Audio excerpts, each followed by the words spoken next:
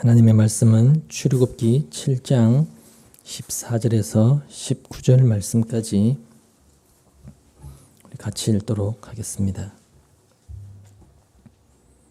출애굽기 7장 14절에서 19절 말씀입니다. 같이 보겠습니다. 주님께서 모세에게 말씀하셨다. 바로는 고집이 세서 백성들을 내보내기를 거절하였다. 그러니 너는 아침에 바로에게로 가거라. 그가 물가로 갈 것이니 강가에서 그를 기다리고 있다가 그를 만나거라. 너는 뱀으로 변했던 그 지팡이를 손에 들고서 그에게 이렇게 말하여라. 히브리 사람의 하나님이신 주님께서 나를 임금님께 보내어 이르시기를 나의 백성을 보내어 그들이 광야에서 나에게 예배하게 하라 하셨는데도 임금님은 아직까지 그 말씀을 듣지 않았습니다. 그래서 주님께서 말씀하시기를 이제 주님께서 친히 주님임을 임금님께 기어이 알리고야 말겠다고 하셨습니다. 보십시오. 내가 쥐고 있는 이 지팡이로 강물을 치면 이 강물이 피로 변할 것입니다. 강에 있는 물고기는 죽고 강물에서는 냄새가 나서 이집트 사람이 그 강물을 마시지 못할 것입니다. 주님께서 다시 모세에게 이르셨다. 너는 아론에게 이르기를 지팡이를 잡고 이집트의 모든 물 곧 강과 운하와 늪과 그 밖에 물이 고인 모든 곳에 손을 내밀라고 하여라. 그러면 그 모든 물이 피가 될 것이며 이집트 땅 모든 곳에 피가 괴일 것이다. 나무 그릇이나 돌 그릇에까지도 피가 괴일 것이다. 아멘. 기도하겠습니다. 하나님께서 우리에게 함께 하시며 이루어 나가시고 행하시는 그 일들이 무엇인지를 우리가 눈으로 봐도 알 수가 없습니다. 오늘도 말씀 안에서 그 하나님의 일하심을 보게 하시고 그 일하심 속에 우리가 어떠한 존재로 역사되어 가는가를 깨닫게 하셔서 하나님이 그 일하심이 우리의 힘이 되고 또한 우리가 이 땅에서 나아가야 될 길이 되어질 수 있도록 주님 도와 주시옵소서. 예수님의 이름으로 기도하옵나이다. 아멘. 오늘 본문에서부터 애굽에 내려질 10가지 재앙이 본격적으로 시작이 됩니다. 먼저 본문 앞에 있는 13절을 보시면 그러나 주님께서 말씀하신 대로 바로가 고집을 부리고 그들의 말을 듣지 않았다 이렇게 말씀하고 있고 그 뒤에 이어서 본문 14절에서는 주님께서 모세에게 말씀하셨다. 바로는 고집이 세서 백성들을 내보내기를 거절하였다 이렇게 말씀을 하고 있습니다. 이것은 뭘 이야기하느냐면 하나님께서 애굽에 재앙을 내리시는 이유가 무엇인지 그 재앙의 이유를 담고 있는 것입니다.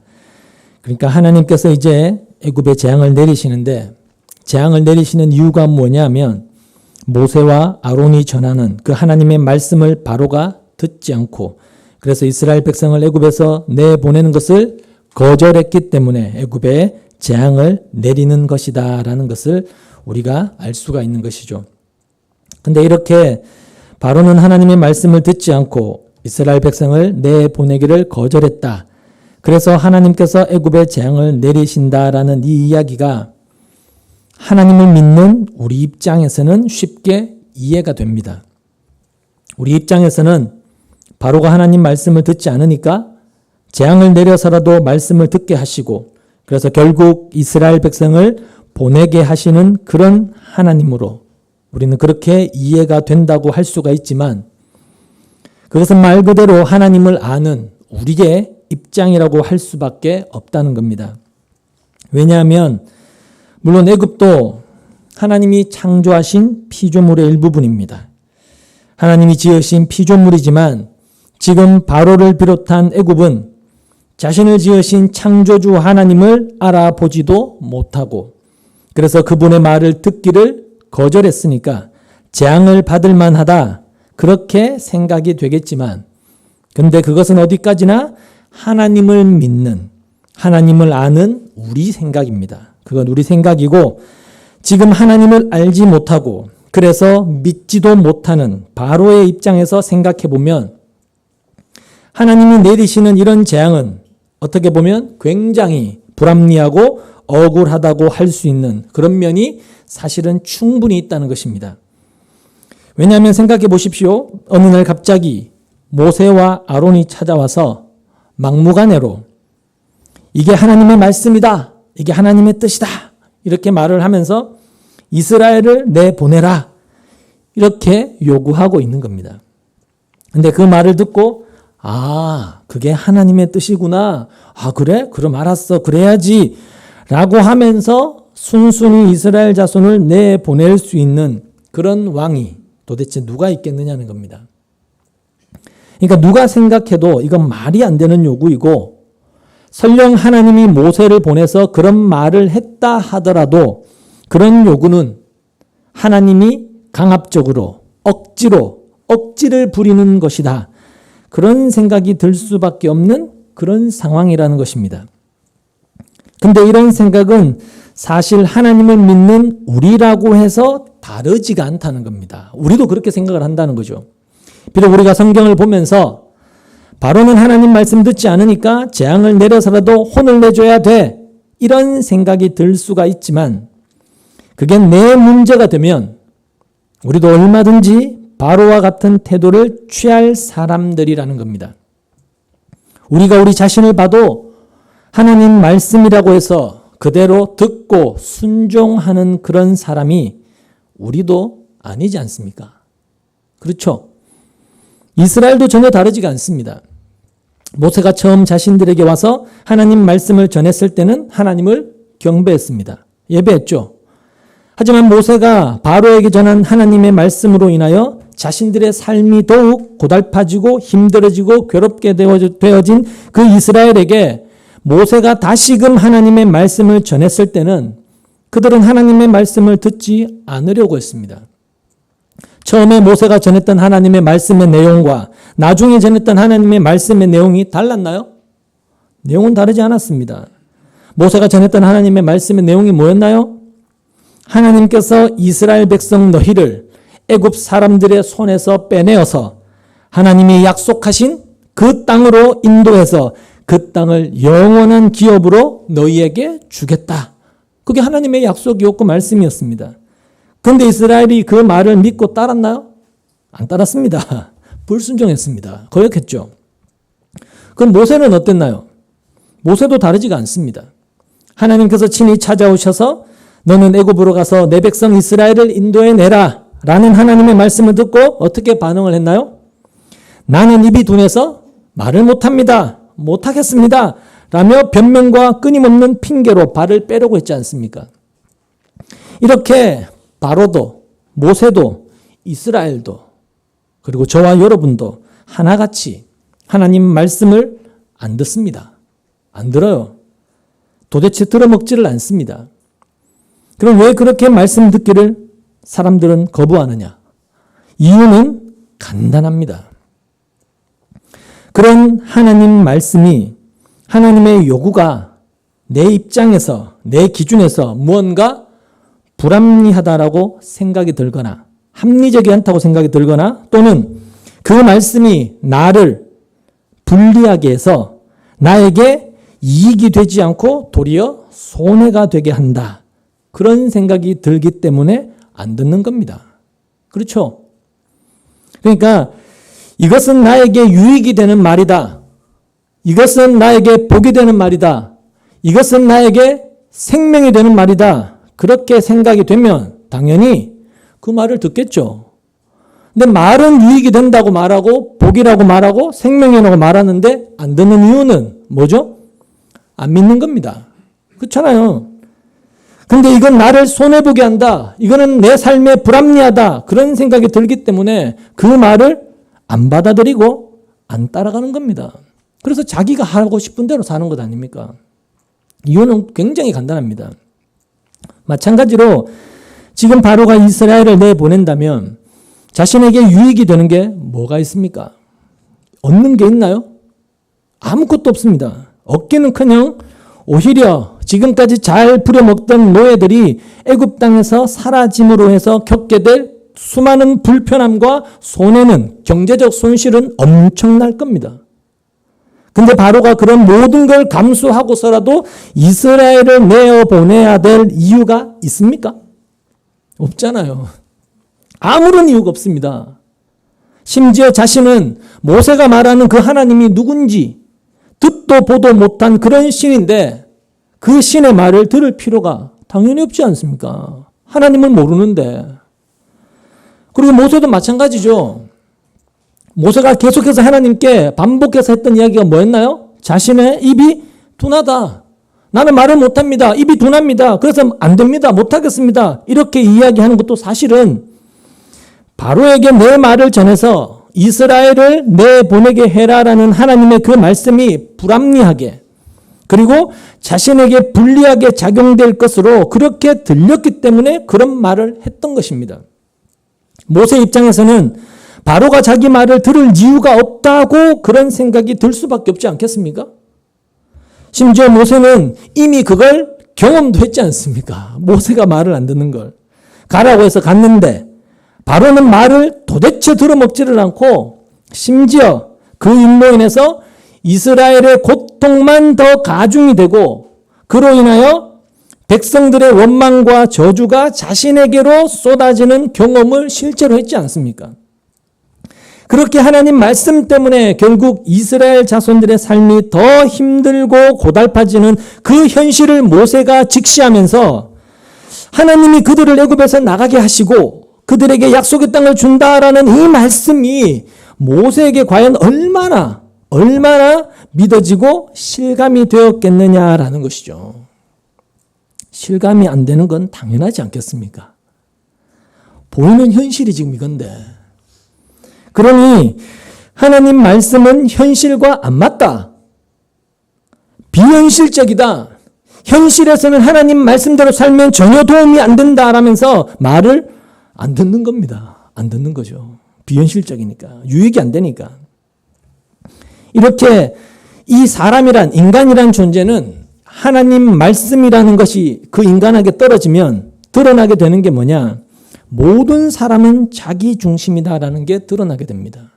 자기 좋을 대로 이해하고 받아들이죠.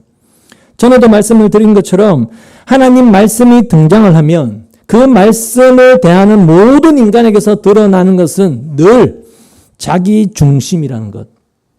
늘 그렇게 자기 위주로 생각하는 인간의 습성이 드러나고 폭로가 되는 것입니다. 하나님 말씀이 떨어지면. 그걸 통해서 알 수 있는 것은 어떤 사람도 하나님 말씀을 듣고 순종할 수 없다는 것입니다. 어떤 사람도. 왜? 인간은 늘 자기 중심이기 때문에 말씀에 순종할 수가 없는 거죠. 그리고 그렇게 말씀을 듣고 순종할 사람이 없기 때문에 그 말씀에 순종해서 복받을 사람도 없는 겁니다. 없는 거예요. 그렇게 본다면 애굽에 내린 이 재앙은 단순히 바로를 대상으로만 한 것이 아니라 늘 자기가 중심이 되어서 하나님 말씀에 순종하지 않을 모든 사람을 대상으로 한다는 것을 보여주고 있는 것입니다. 그러니까 바로를 대표로 세워서 그것을 보여주고 있다라고 그렇게 보시면 된다는 거죠. 그래서 우리가 알아야 되는 것은 하나님의 말씀은 누구라도 거부할 수밖에 없도록 되어 있다는 것입니다. 그가 아무리 좋은 인격과 성품을 가진 성인군자라 하더라도 인간의 본성으로는 즉 하나님의 은혜가 아니면 결코 말씀을 받아들일 수가 없다는 것입니다. 왜냐하면 하나님을 떠난 인간은 하나님과 단절된 인간 본성이라고 하는 것은 하나님 말씀을 받아들일 수가 없기 때문에 누구라도 말씀 자체를 거부할 수밖에 없는 그런 말씀으로 다가오게 되어 있습니다. 복음이 바로 그런 것이라는 거죠. 복음이. 복음이라고 하는 그 특성, 그 내용 자체가 사람들이 즐겁게 받아들일 그런 내용이 절대로 아닙니다, 여러분. 이 복음이라는 단어, 이 복된 소식, 복이라고 하니까 어감이 굉장히 어떻게 보면 좋은 말처럼 들릴지 몰라도 사실 우리 본성으로는 이 복음을 못 받아들입니다. 못 받아들여요.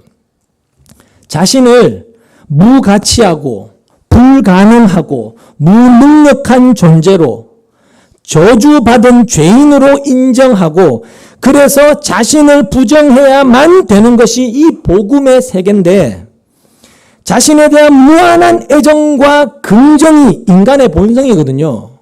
자기중심적이고 자기 사랑에 빠져서 살아가는 게 인간의 본성인데 어떻게 그 인간 본성으로 이 복음을 즐겁게 기쁘게 감사함으로 받아들일 수가 있느냐는 것이죠. 거부할 수밖에 없죠. 인간 본성으로는. 그런데 그런 복음이 나에게 즐거움이 되고 기쁨이 되고 감사가 되어진다면 에베소서 4장 21절에서 25절 이하의 말씀처럼 이미 그 사람은 영혼이 새롭게 된 새 사람으로 그의 심령이 마음의 영이 새롭게 창조가 된 것입니다. 옛날의 그 마음이 아니라는 거죠. 그렇게 복음은 늘 인간의 본성과 이렇게 계속 부딪히게 되어 있는 것입니다.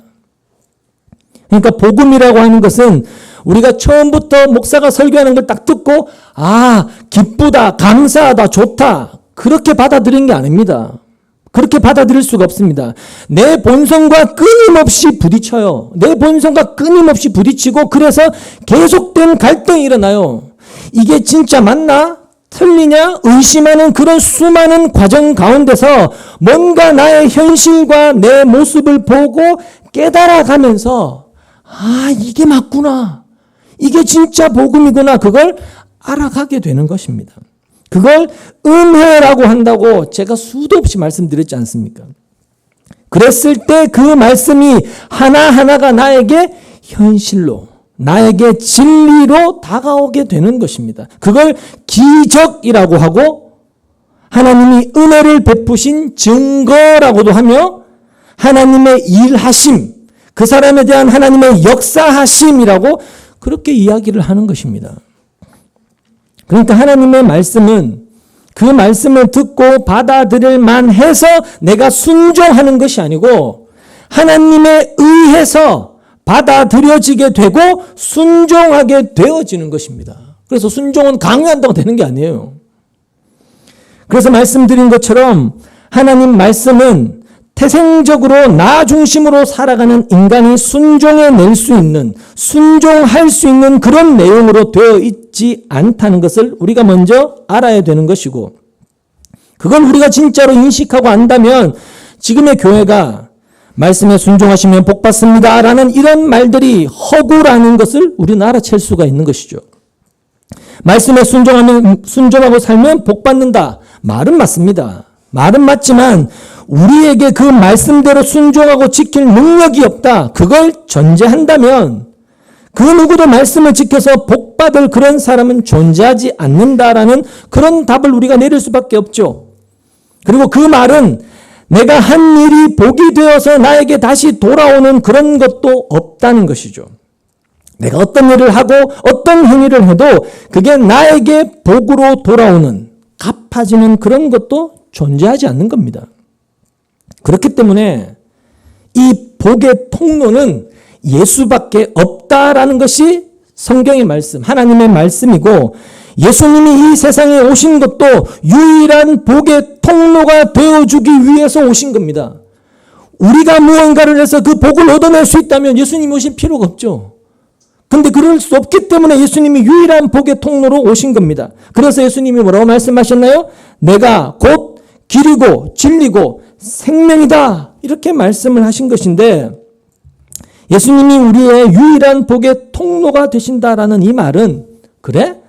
그럼 내가 예수를 잘 믿으면 예수를 통해서 이 땅에서 잘 살고 돈도 많이 벌겠네? 그런 복의 통로가 아니고 예수님께로부터 오는 복은 그런 복이 아니라 영생입니다.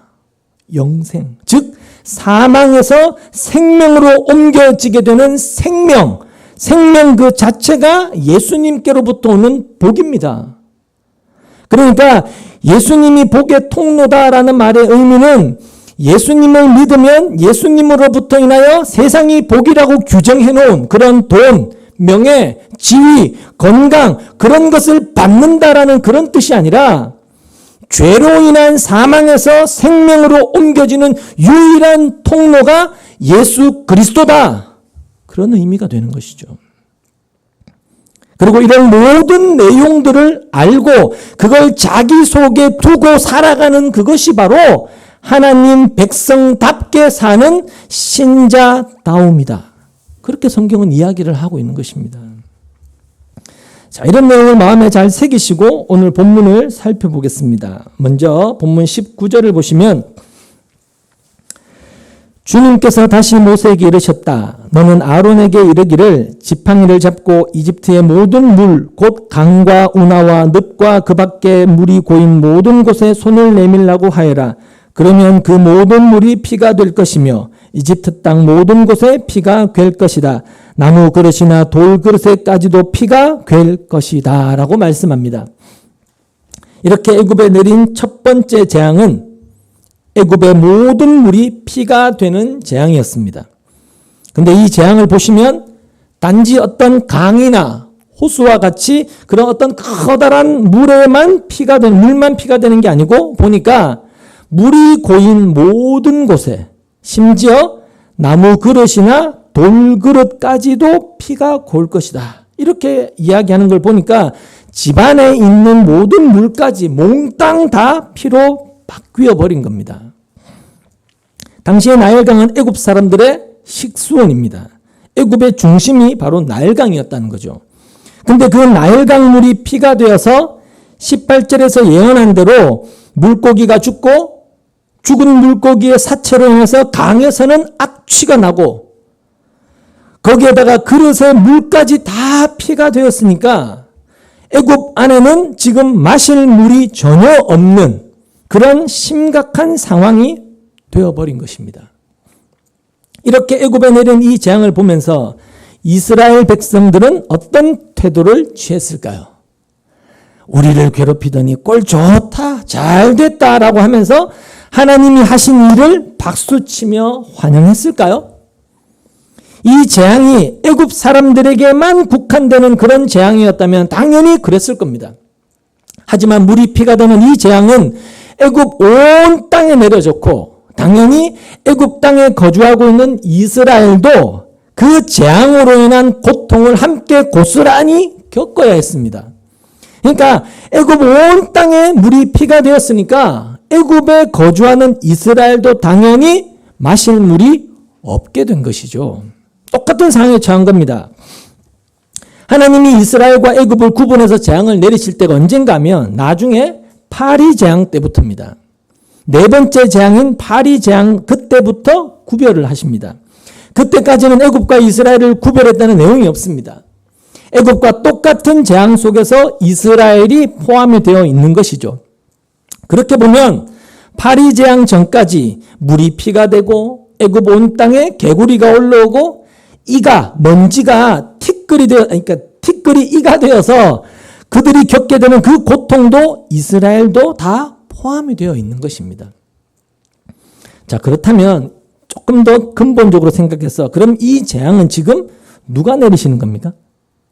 하나님이 내리시는 겁니다.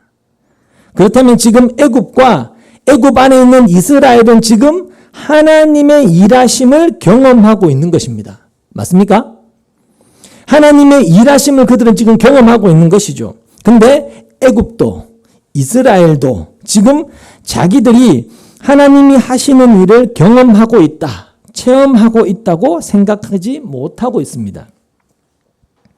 단지 그들이 지금 다급하게 여기는 것은 한 가지죠. 뭐죠? 물이 피가 되어서 마실 물이 없다라는 그 상황일 겁니다. 그 상황에 대해서만 불만이 생기고 싫어하지 물이 왜 도대체 피가 되었느냐라는 물이 피가 된 어떤 이유, 그 현상, 왜 이런 현상이 일어난 것인지 그런 것에는 사실 관심이 없었을 겁니다. 그들의 관심은 오직 물이 피가 되어서 마실 물이 없어지고 그래서 내가 지금 힘들고 괴롭다. 그 생각에만 지금 몰두해 있었을 거라는 거죠. 그리고 그렇게 현실의 어떤 상황에만 빠져버리기 때문에 매몰되어 버리기 때문에 하나님이 일으키신 그 일하심 속에서, 그 일 속에서 하나님을 체험할 수가 없는 것이죠. 없는 겁니다. 근데 그것이 바로 우리가 지금 이 세상을 살아가면서 겪는 우리의 모습이라는 겁니다. 그들의 모습이. 항상 말씀드린 것처럼 애굽은 그런 반응을 보이는 것이 당연합니다. 당연해요. 그들은 하나님을 체험하고 알아가는 것에 관심이 없는 것은 지극히 당연하죠. 애당초 하나님을 믿는 사람들이 아니니까, 안 믿으니까. 하지만 하나님을 믿는 이스라엘에게는 애굽과는 다른 반응이 나와야죠. 나와야 됩니다. 하나님을 알고 섬기는 그런 백성들이 자기들이라고 자부하니까, 자칭이니까 애굽과 다른 모습이 나와줘야 되는 것이죠. 그런데 그렇지 못하더라는 것입니다. 물이 피가 되게 하신 그 일로 인하여 이스라엘이 어떤 반응을 보였는지 오늘 본문은 언급하지 않습니다.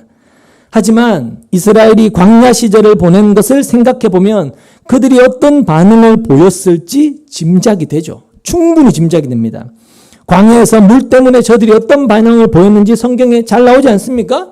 물이 없는 상황에서 저들은 그저 모세를 원망했지 않습니까? 원망했어요. 하나님 뜻이 무엇인지 이런 거 관심 없고 그저 원망하고 불평했죠. 여러분, 이스라엘의 광야 여정을 보면 광야를 처음 출발할 때부터 항상 불기둥과 구름기둥이 이스라엘을 인도했습니다.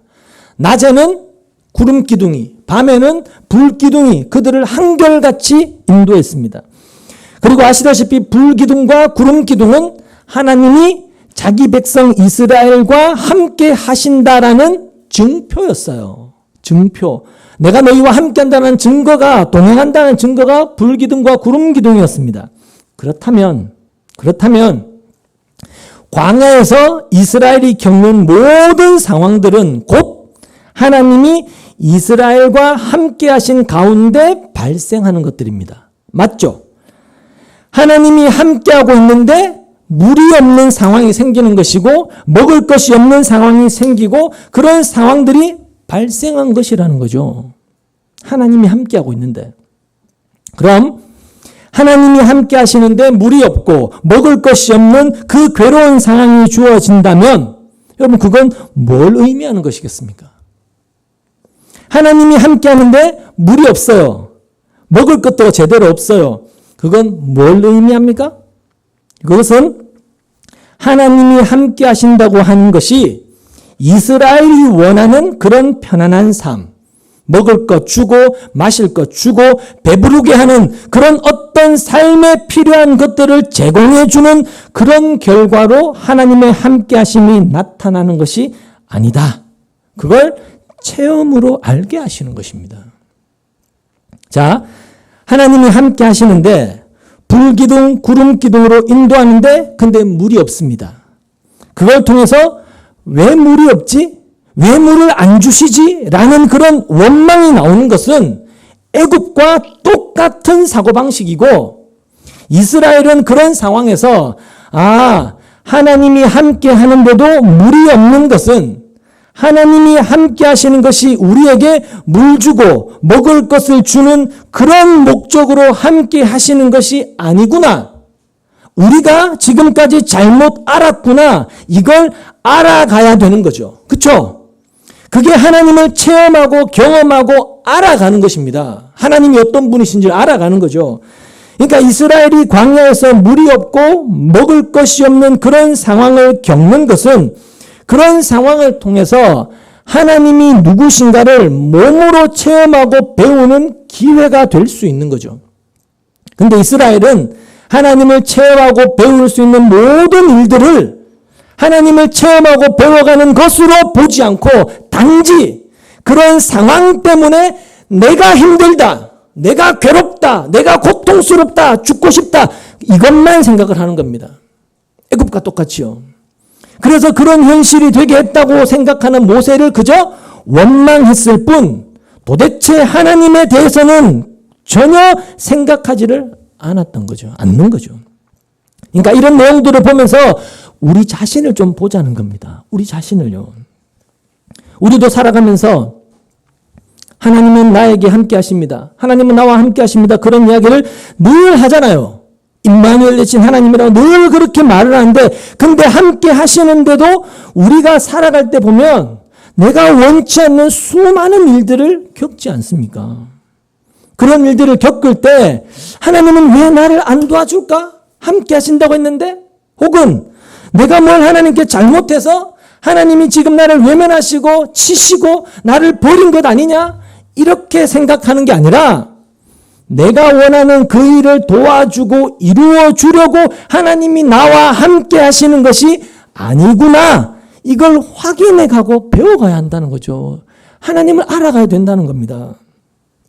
여러분, 하나님이 이스라엘과 함께 하심으로 이루어진 일, 그 일의 결과가 뭡니까? 우리가 성경을 통해서 확인할 수 있잖아요. 하나님이 이스라엘과 함께 하심으로 이루어지는 일, 그 결과가 뭐죠? 이스라엘이 약속의 땅에 들어간 것입니다. 그렇죠?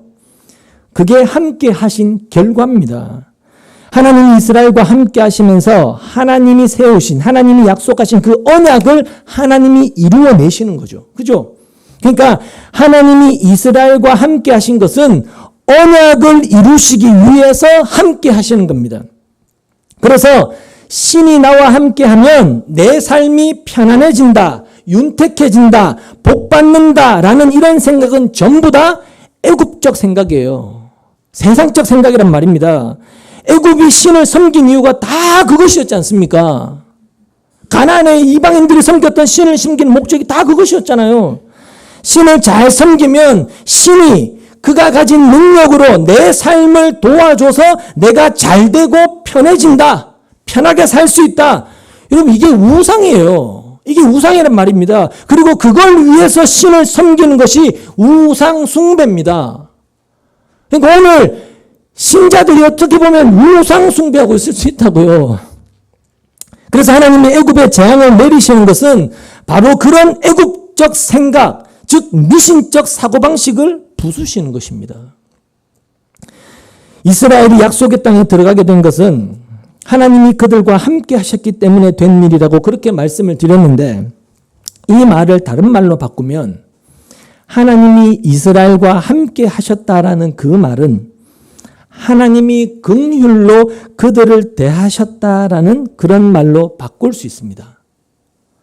하나님이 그들을 불쌍히 여기신 거죠. 그러니까 그냥 하나님이 그들과 함께 했다라고 생각하지 마시고 하나님의 긍휼이 이스라엘과 함께 했다, 이렇게 생각을 해보시라는 겁니다.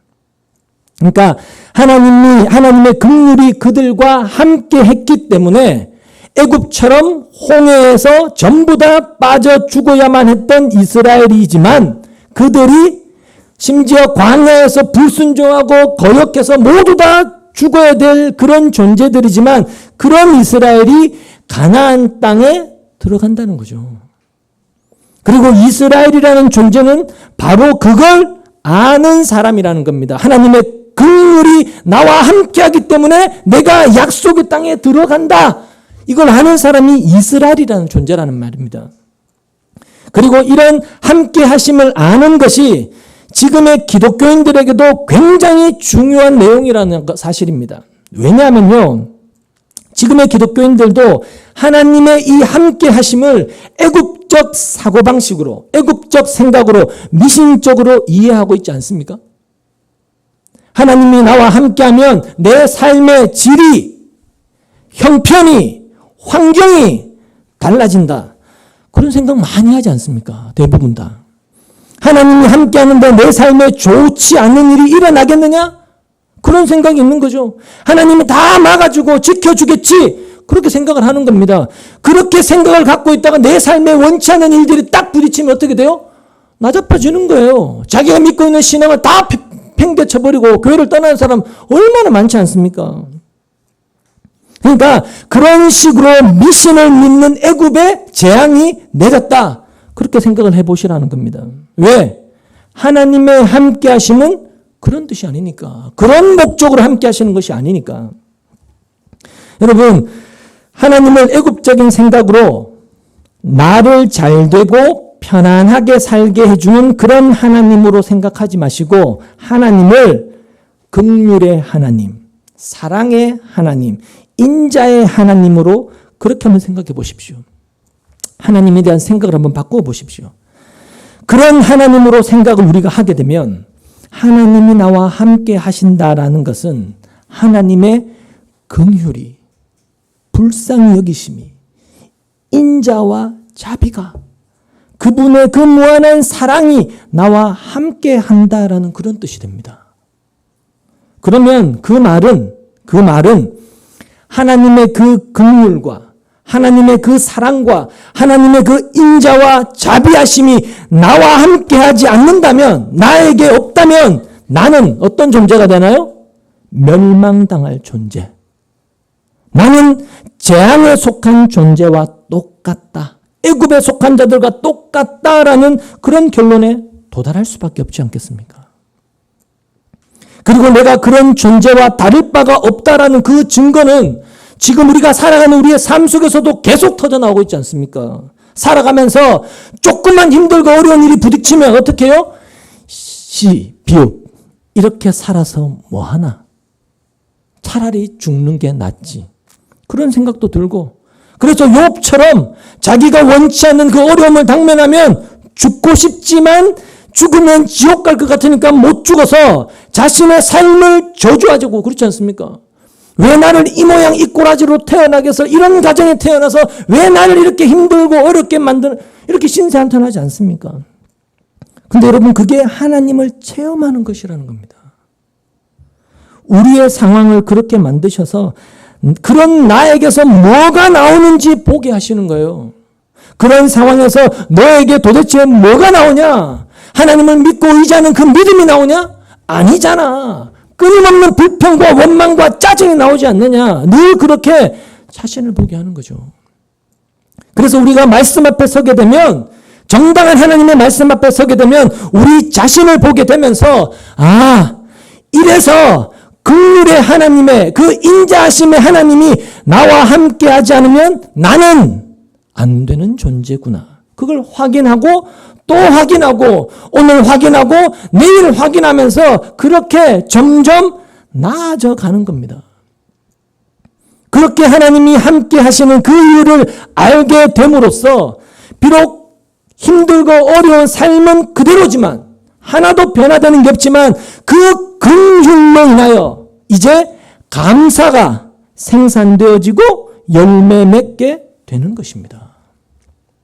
그래서 그 감사라고 하는 열매는 결국 내가 감사해야지, 감사합시다, 감사합니다. 백날 천날 말한다고 그 감사의 열매를 내가 만드는 것이 아니고 하나님이 나와 함께 함으로 맺어진 열매이기 때문에 그 열매가 나에게 맺혀지는 걸 통해서 똑같은 현실과 상황과 고통과 괴로움과 어려움은 그대로지만 그 현실 속에서 내가 감사함이 나에게 열매 맺히는 걸 통해서 하나님이 나와 함께 하시는구나, 그걸 알아가는 것이고, 그게 신앙으로 사는 것입니다, 여러분.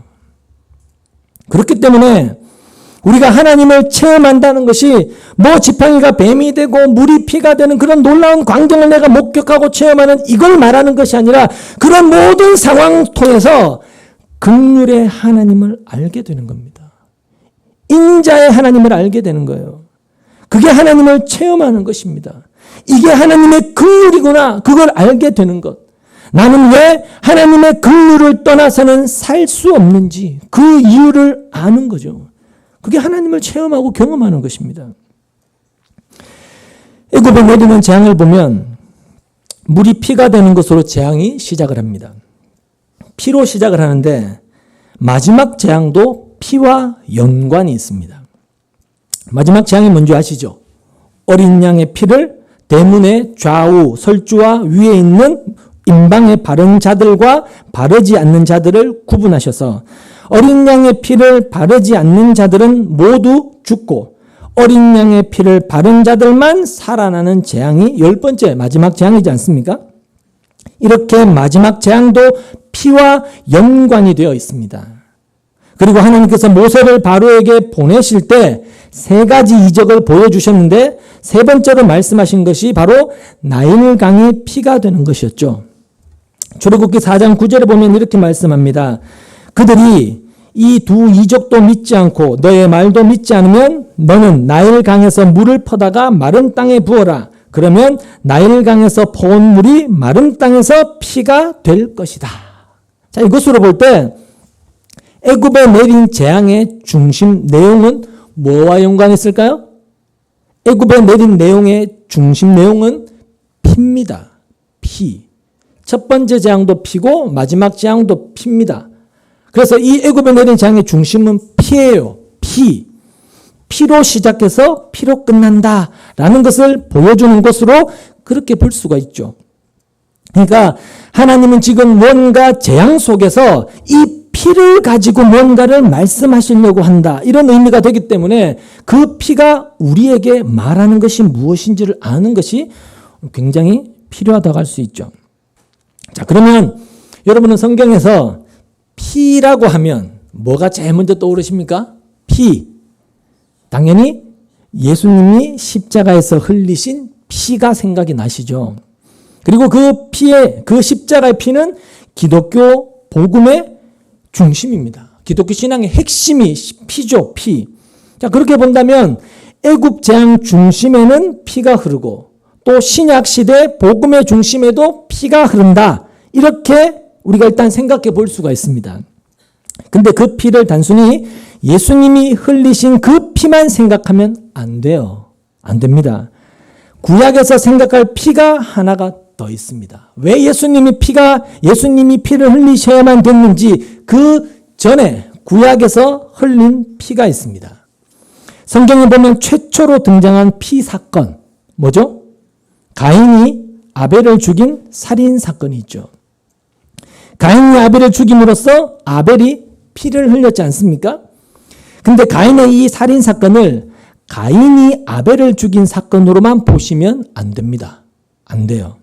왜냐하면 가인이 아벨을 죽인 그 사건의 실상은, 내막은 단순히 가인이 아벨을 쳐 죽인 것이 아니고, 기억하십시오. 죄가 살인을 저지른 사건이기 때문입니다. 죄의 속성이 무엇인지가 드러난 사건이죠. 그래서 가인이 아벨을 죽인 사건이 아니라 죄가 아벨을 죽인 사건이 정확한 표현입니다. 죄가 아벨을 죽인 사건이죠. 물론 가인이 아벨을 죽인 그 자체가 죄가 아니냐 이렇게 생각할 수 있겠지만 그것은 표면적으로 드러난 살인이라는 그 죄의 결과를 보는 것이고 가인을 지배한 그것이 무엇인지 그걸 생각하셔야 된다는 겁니다. 그럼 가인을 지배한 것이 뭐죠? 가인을 지배한 것은 죄였습니다. 죄. 죄가 가인을 지배해서 아벨을 쳐 죽인 것입니다. 다시 말해서 하나님은 아벨의 제사만 받으시는 그것을 통해서 가인을 지배하고 있는 그 죄가 무엇인지를 드러내신 것입니다. 죄란 이런 것이다라는 그 죄의 속성을 드러내고 계신 것이죠. 때문에 가인이 아벨을 죽인 그 사건을 죄가 아벨을 죽인 사건으로 보지 않고 단순히 가인의 살인 사건이라고 이야기해 버리면 지금의 우리는 가인의 살인과는 무관한 사람이 됩니다. 나랑 아무 관계가 없잖아요. 아담과 하와가 따먹은 선악과가 나와 아무 관계가 없는 것처럼 그렇게 생각을 합니다. 우리는 가인의 살인에 동조도 안 했고 그러니까 당연히 공범도 아닌 것이 되는 거죠. 자, 그럼 동일하게 예수님이 십자가에서 피 흘려 죽으신 사건은 유대인이 예수님을 죽인 사건입니까? 아니면 사도신경의 고백처럼 본디오 빌라도가 예수님을 죽인 겁니까? 물론 유대인과 빌라도가 직접적으로 예수님을 죽인 건 아니지만 유대인들이 모든 상황을 그렇게 만들었고 빌라도가 사형을 언도했지 않습니까? 그렇게만 본다면, 표면적으로만 본다면 유대인들과 빌라도가 예수를 죽였다. 충분히 그렇게 이야기할 수 있지만 근데 그렇게 되면 오늘 우리는 예수님을 죽인 것과는 무관한 것이 되어버립니다. 그렇죠? 하지만 예수님을 십자가에 못 박아 죽인 것이 유대인이나 빌라도가 아니라 유대인과 빌라도 안에 있는 그 속성, 본성, 즉 그 죄가 예수를 죽인 것이고 그 죄는 오늘 우리의 죄와 동일한 죄라고 한다면 우리는 예수를 죽인 유대인과 빌라도와 다를 바가 없는 그런 존재라는 것이죠. 그런 존재가 되는 것이죠. 그러니까 우리는 성경을 늘 그런 시각에서 봐야 된다는 겁니다. 그리고 그런 시각으로 성경을 본다면 성경에서 나와 무관한 내용은 하나도 없는 거예요. 전부 내 이야기를 하고 있는 게 되는 것이죠. 가인의 이야기가 내 이야기고 유대인들의 이야기가 내 이야기고 빌라도가 내 이야기다. 그렇게 다가오게 되는 것이죠.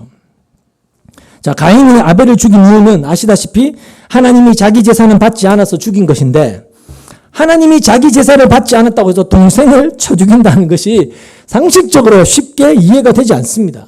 그러니까 가인의 그 행위 자체만 보지 마시고 가인의 속성을 보셔야 돼요. 그 죄의 속성, 죄라는 게 어떤 것인지를 보셔야 돼요. 자, 하나님이 가인의 제사를 받지 않으셨다는 것은 뭘 의미하는가 하면 하나님이 아벨만 인정하고 가인은 인정하지 않았다라는 그런 의미가 됩니다. 그렇죠? 가인의 제사는 안 받았다는 것은 나는 너의 제사를 인정하지 않아. 내가 받을 만한 제사 아니다. 인정 안 하신 거잖아요. 따라서 아벨을 죽인 가인의 속성은 자기도 하나님께 좀 인정받고 싶어하는 그런 욕망에서 비롯된 것입니다. 그게 가인의 속성입니다. 나도 인정받고 싶다라는 거죠. 여러분, 유대인들이 예수님을 죽인 것도 이 가인의 속성과 전혀 다르지가 않아요. 그들은 하나님 앞에서 믿음 좋은 사람이 되고 싶어 했죠. 항상 자기들은 의로운 하나님의 선민이라고 자부하며 살고 싶었잖아요. 또 그렇게 자기 스스로를 생각하고 살았는데 어느 날 갑자기 하나님의 아들이라고 하는 예수가 튀어나와서 하는 짓이 자기들의 그 모든 것을 뭐 해요? 부정해버리는 거예요. 부정해버려요. 너희는 절대로 믿음 좋은 사람이 아니야. 오히려 너희는 하나님을 모르는 너희는 뱀 새끼들이야. 너희는 저주받은 사탄의 자식이야. 이런 말까지 해버리는 거예요. 늘 믿음 좋은 사람으로 남고 싶고 또 그렇게 살고 싶은데 예수님은 오히려 그들을 좋은 믿음의 사람은커녕 사탄의 자식이라고 저주해버리니까 그럼 그런 예수만 죽여버리면 자기는 여전히 믿음 좋은 사람으로 남을 수가 있는 거죠. 그래서 죽여버린 것입니다. 그러니까 가인의 속성과 유대의 속성이 전혀 다르지가 않는 거죠. 그럼 지금의 기독교인들은 어떨까요? 가인의 속성이나 유대의 속성과 전혀 다르지가 않다는 겁니다. 여러분, 우리도 사람들 앞에 좀 괜찮은 사람, 좀 믿음 좋은 사람이 되고 싶어 합니다. 기독교인들은 늘 믿음 좋은 사람으로 평가받고 인정받고 싶어 하죠. 사람에게뿐만 아니라 특별히 하나님께 그런 인정받는다면 얼마나 좋은 일입니까? 그래서 말씀 보고 기도하고 전도하고 선교하고 열심히 교회 다니는 그 모든 중심에는 늘 뭐가 있는 줄 아세요? 내가 이렇게 하면 믿음 좋은 사람으로 인정받을 것이다 라는 그런 속성이 숨어 있단 말입니다. 사람들과 하나님이 나를 어떻게 평가해 줄까? 이게 늘 우리 안에 숨어 있는 속성이라는 것입니다. 따라서 애굽의 모든 물이 피가 되는 것은 이렇게 애굽 자체가 그런 죄의 속성으로 존재한다. 이걸 드러내고 있는 것입니다. 그래서 거기에는 애굽 안에 있는 이스라엘도 예외가 아니었던 것이죠. 왜? 이스라엘도 그런 속성을 갖고 있기 때문이라는 거죠. 자, 또 하나, 물이 피가 되었는데 물 하면 또 생각나는 게 있죠. 성경에. 물 하면 뭐가 제일 먼저 생각나시나요? 노아의 홍수 심판입니다. 왜? 물로 심판하셨으니까. 노아의 홍수 심판은 뭘 의미하나요? 세상의 죄악이 관영해서 세상이 너무너무 악해서 더 이상 존재할 가치가 없다. 존재할 수가 없다. 그걸 보여주는 게 노아 홍수 심판입니다. 그리고 그 심판이 끝나자 노아가 방주에서 나와서 했던 첫 번째 일이 뭐죠? 정결한 짐승을 잡아서 하나님께 희생 제사를 드리죠. 제사를 드립니다. 피를 흘린 거죠. 그리고 하나님은 그 피를 보시고 뭐라고 약속하셔요? 다시는 물로 심판하지 않겠다 이렇게 말씀을 하십니다. 왜냐? 왜 그렇게 약속하셨을까요? 죄로 인하여 대신 피를 흘린 그 존재를 보시는 겁니다. 그래서 다시는 물로 심판하지 않겠다 이렇게 말씀을 해주신 거죠. 그건 누구를 예표하는 거였나요?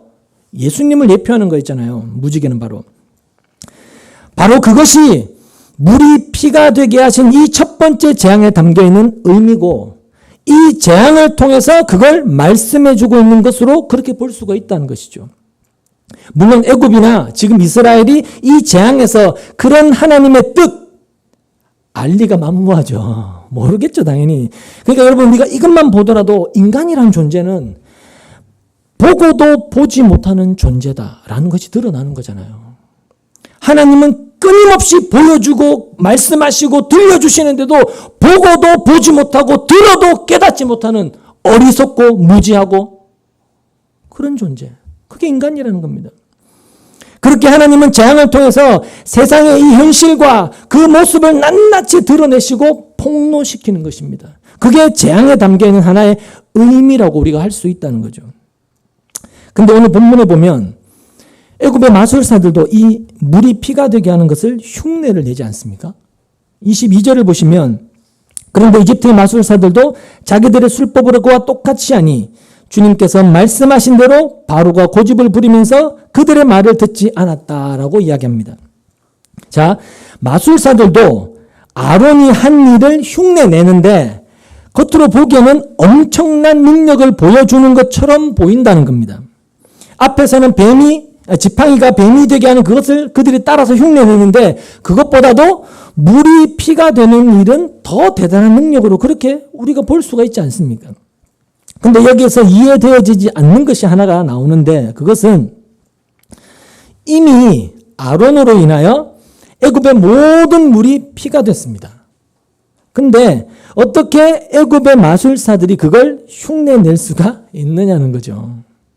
흉내를 내려면 물이 남아 있어야 하는데 이미 애굽의 모든 물이 피가 됐는데 어떻게 물이 피가 되는 것을 흉내낼 수가 있느냐는 거죠. 물이 없는데. 여기에 대해서 우리는 분명한 어떤 명확한 답을 내릴 수는 없습니다. 하지만 한 가지 인간적으로 짐작해 볼 수 있는 것은 마술사들이 자기의 능력을 보여주기 위해서 흉내낼 것을 아신 하나님이 그들로 흉내내게 하시기 위해서 어떤 물을 남겨놓으신 것이 아니겠느냐, 그렇게 짐작해 볼 뿐이죠. 그게 아니면 우리는 어떤 답을 찾을 수도 없습니다. 근데 중요한 것은 그게 아니고요. 마술사들도 물이 피가 되게 하는 그 일을 흉내내면서 따라 했다는 것입니다. 그게 중요한 겁니다.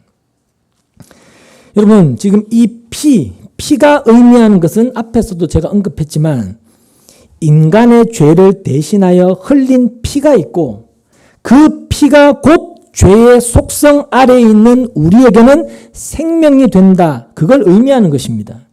그게 마지막 재앙에서 어린 양의 피로 드러나는 것이죠. 그러니까 피가 의미하는 것은 우리의 죄를 대신해서 피 흘려 죽을 존재가 있고 그 존재 때문에 우리가 생명을 얻는다. 그걸 피가 보여주는 거예요. 피를 보면 그걸 우리가 보게 되는 거죠. 그래서 예수님이 십자가에 피 흘려 죽으시면서 마지막 하신 말이 뭐죠? 다 이루었다. 이렇게 말씀을 하신 것입니다. 그 말은 내 피로 모든 것이 이루어졌다. 그런 뜻이잖아요. 내 피로 다 됐다는 거죠. 내 피로 다 됐다. 근데 애굽의 마술사와 같이 그 피의 의미를 알지 못하는 사람들이 시도하는 것이 뭐냐면 구원이 되고 생명이 되는 그 일을 흉내내려고 하는 겁니다. 그 피의 공로를 의지하지 않고 나도 할 수 있다. 내가 이렇게 하면 이게 나의 구원에 도움이 되고 보탬이 되고 복이 될 것이다. 그렇게 생각을 하는 겁니다. 그렇게 흉내를 내는 거죠. 근데 그게 지금의 교회들에게서 많이 듣는 그런 말이지 않습니까? 할 수 있다. 이렇게 하면 된다라는 그런 생각, 그런 말들이잖아요. 그러니까 마술사가 물이 피가 되게 하는 것을 흉내내는 것이나 말씀드린 것처럼 이 피의 의미도 모른 채 나도 할 수 있다라며 어떤 구원이 될 수 있고 복이 되는 그 행위를 만들어내려고 하는 것이나 똑같다는 겁니다, 지금. 결국 그걸 보면 지금의 교회에서 보여주고 있는 뭔가 복음인 것처럼 보이고 신앙인 것처럼 보이지만 복음도 신앙도 아닌 그런 모습들은 이미 애굽의 마술사에게서 드러난 죄의 속성들이라는 것입니다. 그런 죄의 속성이 그대로 지금 드러나고 있는 것들이죠. 그리고 우리는 그런 죄의 속성을 성경을 통해서 지금 확인하고 있는 것이고요. 근데 재미있는 것은 마술사들이 물이 피가 되게 하는 흉내를 냈는데, 여러분 이왕이면 피가 된 것을 다시금 물로 돌려놓으면 더 좋지 않겠습니까? 물이 피가 되게 하는 그런 능력이 있다면 그 피가 된 것을 다시금 물로 돌려놓는다면 그야말로 국민적 영웅이 되지 않겠습니까? 마술사가? 그렇잖아요. 그 능력은 하나님도 이긴 능력이니까. 하지만 마술사들이 그렇게 하지 못한 것은 단순히 능력의 문제로만 볼 것이 아니라 하나님의 능력이 그들 능력보다 더 세다 이렇게만 볼 게 아니라 하나님이 하신 일은 인간이 개입해서 바꿀 수가 없다는 겁니다. 바꿀 수가 없어요. 우리는 그렇게 이해해야 되는 게 맞다는 거죠. 다시 말해서 우리가 제 아무리 구원이 될 만한 어떤 방법과 행위들을 만들어낸다 할지라도 흉내를 낸다 할지라도 하나님이 정하신 구원 원칙은 바뀌지 않는다는 것입니다. 무슨 원칙? 피로 인한 구원 원칙은 바뀌지 않는 겁니다. 그러니까 세상 끝날까지 예수님이 다시 오실 그날까지 십자가상에서 다 이루었다라는 그 말씀이 유일한 구원의 원칙이 되어서 다 이루신 그 예수님의 공로가 우리의 의가 되어서 전가되어져서 그 영원한 영광에 들어가는 거예요. 그 원칙은 불변입니다. 변하지가 않습니다. 그리고 신자는 단지 그걸 믿을 뿐이라는 거예요. 그래서 신자는 여러분 흉내 내지 않아요. 구원이 될 만한 그런 일들을 자기가 만들어내려고 하지 않는 것입니다. 오직 십자가의 그 피만 붙들게 된단 말입니다. 다시 말씀드리죠. 구원은 하나님이 세우신 그 원칙에 의해서만 되어집니다. 그래서 내가 뭔가를 열심히 해서 믿음이 좋다고 인정되는 것은 나의 죄를 대신해서 죽으신 그 피의 세계에서는 있을 수가 없어요. 그게 신약에서 예수 안에서입니다. 예수 안에서는. 예수의 피로 다 이루어진 세계이기 때문에 우리의 행위로 되는 것은 있을 수가 없다는 것이죠. 여러분, 이 피의 세계는 나의 죄를 대신한 예수의 피가 내 의로움으로 자리하고 있고 그 의를 보시고 하나님이 나를 거룩하다, 의롭다 여기시는 이것이 이 피의 세계이기 때문에 우리의 행위는 거기에 설 수가 없는 것입니다.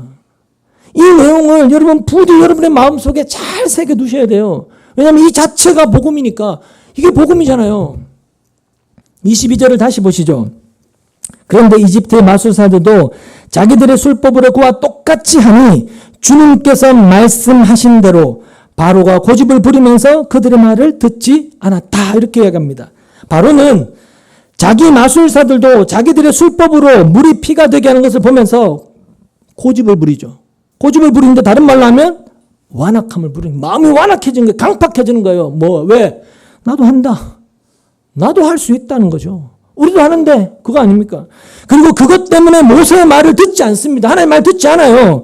굴복할 이유가 없는 거죠. 나도 할 수 있는데, 우리도 하는데, 할 수 있는데 우리가 왜 네 말 듣냐? 들을 필요가 없지. 안 듣는다. 나도 얼마든지 할 수 있는데. 여러분, 그게 이 세상의 현실이고, 그런 이 세상 현실을 주님께서 말씀하신 대로라는 그 말로 그렇게 표현이 되고 있는 것입니다. 주님은 그렇게 말씀하셔서 이 세상은 그럴 수밖에 없다라고 이야기하신 거죠. 바로와 같이 완악하여 자기 힘으로 살아가는 세상, 하나님을 의지하고 하나님으로 인하여 사는 것이 아니라 자기 힘으로 살아가는 세상, 내가 할 수 있다는, 나도 한다라는 그 사고방식, 그런 사고방식 속에서 구원의 행위조차도 내가 할 수가 있다고 그렇게 나가버리는 거죠. 그게 이 세상 현실이라는 겁니다. 또 23절 보시죠. 이번에도 바로는 이 일에 아무 관심도 없다는 듯이 발길을 돌려서 궁궐로 들어갔다. 물이 피가 되는 그 일에 바울은 관심을 가지지 않습니다. 물이 피가 되는 그 일은 누가 행하신 일이라고요? 하나님이 하신 일입니다. 다시 말해서 하나님이 행하신 일에 관심이 없는 거죠. 그게 바로 세상이라는 겁니다. 세상. 그리고 신자라고 이름하는 우리도 먹고 사는 일이나 세상 사에는 관심이 있어도 하나님이 행하신 이 일에 관해서는 관심을 갖지도 않을 뿐더러 이 땅의 속성 그대로 살아가는 것이 우리의 모습이라는 것이죠.